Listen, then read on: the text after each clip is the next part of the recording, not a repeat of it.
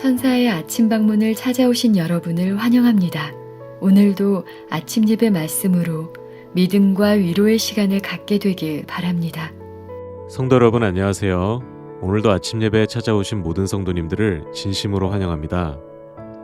주님을 굳게 붙잡으며 걸어가는 신앙은 무엇일까요? 오늘과 내일은 영생의 면류관에 대한 말씀입니다. 주님을 굳게 붙잡으며 전심으로 찾는 자들에게 상 주심을 믿고 힘차게 하늘 도성을 향해 전진하는 힘을 얻는 모든 성도님들 되시길 간절히 바랍니다. 이제 기도하겠습니다. 하늘에 계신 아버지, 하늘에 대한 소망을 날마다 묵상할 수 있게 아침 예배로 인도해 주심에 감사드립니다. 날마다 받는 말씀을 하나님의 말씀으로 받고 그 말씀을 의지하며 살아갈 수 있도록 인도하여 주시옵소서. 현재 고난과 근심 걱정에 억눌린 성도들이 있다면 마음의 위로와 회복을 허락하여 주시고 하늘을 바라보는 영적 눈을 뜨게 하셔서 이 세상을 넉넉히 이기도록 도와주시옵소서.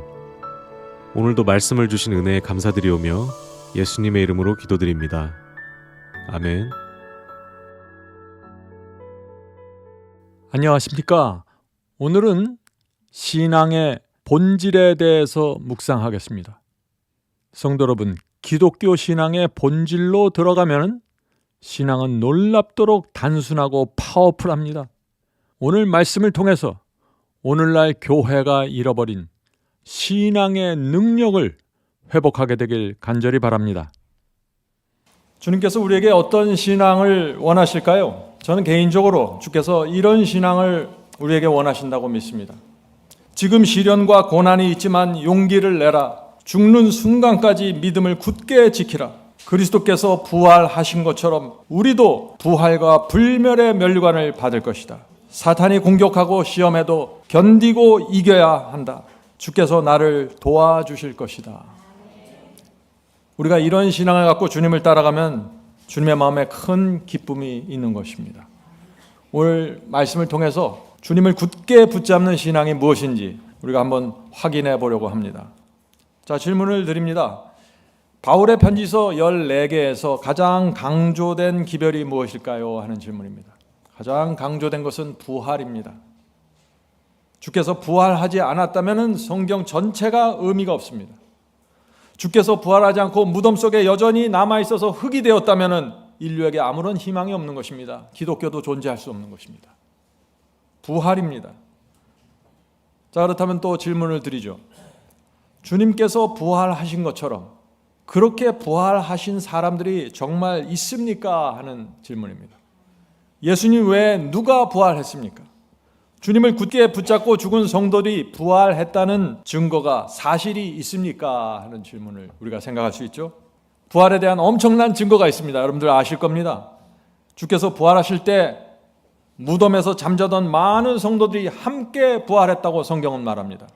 마태복음 27장 50절부터 53절입니다. 마태복음 27장 50절 53절. 예수께서 다시 크게 소리 지르고 영혼이 떠나시다. 십자가에서 돌아가시는 마지막 장면이죠. 이에 성소 휘장이 위로부터 아래까지 찢어서 둘이 되고 땅이 진동하며 바위가 터지고, 왜 땅이 진동하고 바위가 터졌을까요? 무덤들을 열기 위해서입니다. 무덤이 열리며 자던 성도의 몸이 많이 일어나되, 분명하죠? 구약시대에 하나님을 충성스럽게 믿었던 거룩한 의인들이 무덤을 깨트리고 일어나는 것입니다. 예수의 부활 후에 저희가 무덤에서 나와서 거룩한 성 예루살렘 성에 들어가 많은 사람에게 보이니라. 성도 여러분, 이 장면을 생각해 보십시오. 엄청난 증거가 나타나는 것입니다. 주께서 십자가에 돌아가시고 3일 만에 부활하시자 주께서 세우신 그 피의 공로를 의지해서 그리스도의 십자가의 피의 보혈과 공로가 놀랍게도 존재한다는 사실을 증명하기 위해서 하나님께서 땅을 흔들고 지진을 일으켜서 사람들을 부활시키신 것입니다. 그들이 대낮에 예루살렘 들어가서, 이 부활한 성도들이 대낮에 예루살렘 성에 들어가서 대로를 걸은 것입니다. 유대 교회가 뒤집힌 것입니다. 많은 사람들이 지켜보았습니다. 성도 여러분, 하나님께서는 부활에 대한 확실한 증거를 주시고 신앙을 시작하는 것입니다. 그래서 사도들의 기별에 신약 성경에 부활에 대한 이야기가 그렇게 계속해서 이어지는 것입니다. 주님께서 부활하셨으니 너희도 주님을 믿고 순종하면 부활할 수 있다. 로마 황제를 두려워하지 말고 하나님을 두려워하라. 화형대에서 불타고 맹수들에게 물려 죽어도 부활할 수 있다. 우리 주님께서 약속하셨다. 너희가 나를 믿으면 죽어도 살겠고. 성도 여러분, 하나님께 충성한 자들은 죽어도 살고 영생의 면류관을 받는다는 이 기별이 그 당시 소아시아와 유럽을 휩쓴 것입니다. 단순한 복음입니다. 많은 교리, 복잡한 교리를 이해해야 구원받는 게 아니라 오늘 말씀드린 이 부활의 기별 하나만 붙잡으면 신앙은 끝나는 것입니다. 그것을 붙잡고 수많은 사람들이 구원을 받은 것입니다. 예수께서 부활 승천한 후 20년이 지나갔습니다. 서기 57년 바울은 고린도 교회에 또 놀라운 기별을 전합니다. 부활의 기별입니다. 고린도전서 15장 4절부터 6절. 주께서 성경대로 사흘 만에 다시 살아나사, 예수께서 성경에 예언된 그대로 사흘 만에 다시 살아나사 게바에게 보이시고 후에 12제자에게와 그 후에 500여 형제에게 일시에 보이셨나니 그 중에 지금까지 대부분 살아있고 어떤 이는 잠들었으며. 서기 57년까지 그리스도의 부활을 목격했던 500명 이상의 사람들이 대부분 살아있었던 것입니다. 12제자만 주님의 부활을 보고 주님의 몸을 만진 것이 아니라 500여 명이 무덤에서 부활하신 그리스도를 목격했다. 그들 대부분이 지금도 살아있다. 이 기별을 고린도 교회에 전한 것입니다. 이 말씀을 들은 이 고린도 교회 교인들의 마음이 어땠을까요? 부활에 대한 소망으로 불타오른 것입니다. 어떤 고생과 어려움이 있어도 주님께 충성하겠다는 신앙으로 들어가게 되는 것입니다. 여기에 말이 더 이상 필요 없는 것입니다. 부활하는데요. 성도 여러분, 부활과 영생의 진리를 믿으면 신앙은 불타오릅니다. 부활과 영생을 믿는데 신앙이 불타지 않으면 안 믿는 것입니다. 그것은.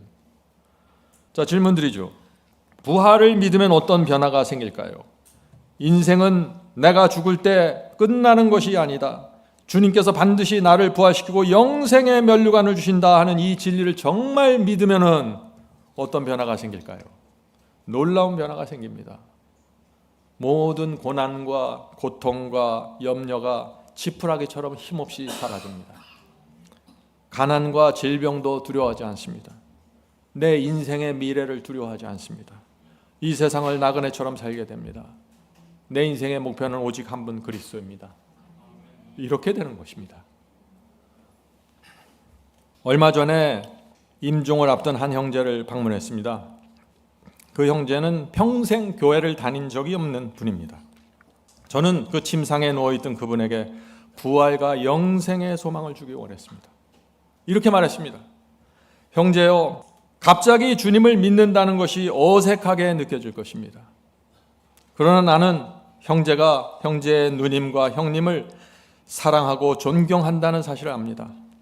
형제여, 누님이 믿는 하나님, 형님이 믿는 하나님이라면, 그런 하나님이라면 믿을 수 있지 않겠습니까? 그분은 눈물을 글썽이면서 아멘이라고 대답했습니다. 저는 또 이렇게 말했습니다. 형제여, 죄 짓지 않고 선을 많이 행해야만 구원받는 것이 아닙니다. 나는 형제에게 오늘 두 가지 말씀을 드리겠습니다. 이 말씀을 굳게 붙잡으면 주께서 형제에게 부활과 영생의 면류관을 주실 것입니다. 첫째, 예수께서는 심령이 가난한 자는 복이 있나니 천국이 저희 것이라고 하셨습니다. 너희가 나를 믿으면 죽어도 살겠고라고 하셨습니다. 지금 형제의 심령은 가난합니다. 지금까지 살아오면서 가장 가난한 심령을 지금 받고 있는 것입니다. 이 가난한 심령으로 주님을 영접하면 주께서 형제에게 지금 천국을 약속해 주시는 것입니다. 형제를 반드시 부활시켜 주십니다. 둘째, 예수님은 세상 죄를 지고 가는 하나님의 어린 양이십니다.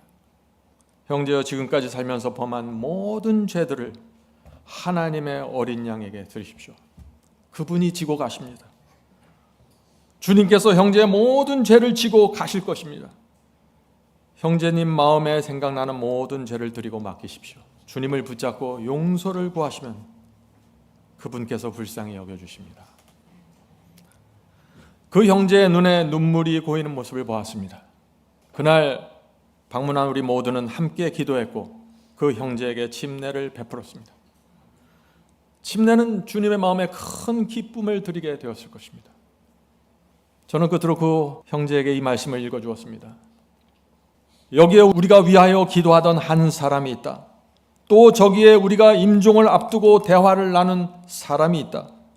여기에 또 불쌍한 술주정뱅이로 산 사람이 있다. 여기저기 그 죽음을 앞둔 마지막 임종을 둔 사람들이 있다는 것입니다. 우리는 구원하기에 능하신 예수님께 그들의 시선을 고정시키게 하려고 노력하였고 주님께서 사망을 이기고 승리를 주실 수 있다고 말해 주었다. 그들은 의지할 데 없는 영혼을 주님께 맡겼다. 그 마지막 순간에 주님께 맡기는 장면이죠. 그들의 머리 위에 불멸의 영광스러운 면류관이 있다. 성도 여러분, 죽어가는 환자의 머리에 불멸의 면류관이 씌워질 수 있습니다. 잊지 마세요. 주님께서는 마지막 순간까지 영혼을 구하길 원하십니다. 우리는 임종의 순간까지 환자의 마음을 그래서 주님께 인도하려고 노력해야 하는 것입니다. 죽음을 앞둔 환자들에게 어려운 교리를 알려주려고 애쓸 필요가 없습니다. 구원하기에 능하신 그리스도, 사망을 이기게 하시는 그리스도, 이분을 분명하게 소개하는 것입니다. 성도 여러분, 1세기 성도들은 부활 신앙으로 모든 것을 이기고 극복했습니다. 우리도 부활 신앙으로 깊이 들어가야 합니다. 너희가 나를 믿으면 죽어도 산다는 그 주의 말씀을 붙잡고 전진해야 합니다. 주께서 우리에게 영생을 약속해 주셨는데 우리가 무엇을 두려워하고 주저할 것이 있겠습니까? 부활 신앙이야말로 우리가 이 세상을 지나 나그네로 살다가 하늘 가나안으로 들어가게 하는 능력의 신앙입니다. 기도하겠습니다. 하늘에 계신 아버지, 오늘 저에게 복음의 본질이 무엇인지 보여주셔서 감사합니다. 우리에게 부활을 약속해 주셔서 이 세상을 용기와 감사와 충성으로 살 수 있게 해주셔서 감사합니다. 주여, 주께서 약속하신 이 부활을 붙잡고 이 세상을 이기고 극복할 수 있고 풍요로운 마음을 받을 수 있도록 축복해 주시옵소서. 염려와 두려움이 몰려올 때 주께서 우리에게 약속하신 이 부활과 영생을 바라보고 붙잡게 해 주시옵소서. 우리 인생이 이 세상 살고 흙이 되어 사라지는 허무한 인생이 아님을 가르쳐 주셔서 감사합니다. 저에게 남은 시간, 주어진 시간 동안 영혼들에게 복음을 전하고 진리를 전파하고 하늘 도성으로 들어갈 수 있도록 축복해 주시옵소서. 이 모든 말씀 예수 그리스도의 이름으로 간절히 기도드립니다. 아멘. 성도 여러분, 마지막 사명에서는 아침 예배 채널을 유튜브에서 별도로 운영하고 있습니다. 아침 예배 채널에서는 매일 새벽 4시에 예배 영상이 올려지고 있으며 특별히 아침 9시에 예배가 진행됩니다. 아침 9시 예배가 아침 예배 채널의 독특한 특징입니다. 원하시는 분들은 유튜브에서 아침 예배 채널을 별도로 구독 신청하여 주시면 저희와 함께 아침마다 예배 드릴 수 있습니다.